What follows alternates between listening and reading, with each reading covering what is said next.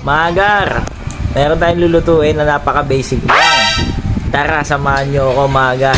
At pag napanood mo yung video na to, paki-like and share naman. Maraming salamat. Tara na, let's go! Mga gar, basic lang yung lulutuin natin. Bumili tayo ng bawang, kamatis, at ito. Yan. Yan ay post. Ayan o. Maliliit lang siya. Good size lang siya mga gar. Lilinisan natin to. Yan, ganyan kahaba.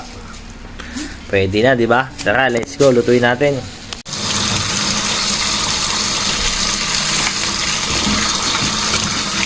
Linisan natin mga gar. Sa mga naglilinis ng pusit, ang alam ko, ito yung tinatanggal, oh. Pinakangipin. Yan. Tanggalin natin yan mga gar. Alright. Linisan natin to. Yan. Tatanggalin lang natin yung tinta niya to. Yan. Tanggalin natin dyan mga gar. Para hindi mag-itim.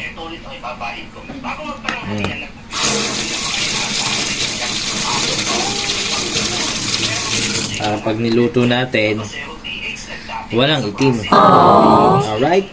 Mga gar, ayan na, malinis na siya, oh. Hindi man sobrang linis, pero nalinisan na natin. Alright, tara, pakuluan natin ng mga 3 minutes. Let's go. Ayan na mga gar, gagamitin natin bawang, sibuyas at kamatis. Tara na, let's go. Gagamitin natin ng star margarine, oyster sauce, saka butter. Let's go. Ayan, mainit na gar. Lagyan tayo ng konting mantika. Konti lang. Yan. Alright. Lagyan tayo konting star margarine. Ayan.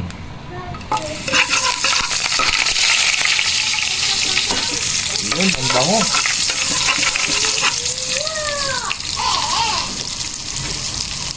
Lagyan na natin yung ating aromatics. Sabay-sabay na yan. Bango.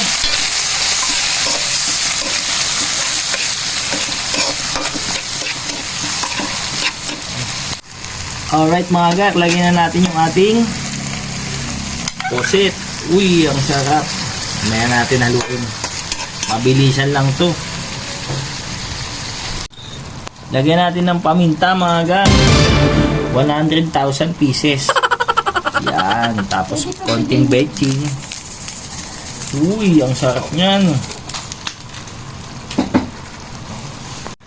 At syempre, ang pangwakas, oyster sauce. Balance ng lasa.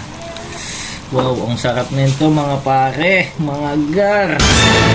Woo! Haluin natin ng konti. Uy, nananalsik. Super sarap. Okay. Pansinin nyo, wala siyang itim. Kasi, tinanggal natin yung itim. Alright mga gar, luto na. Good. Ayan na. Woo!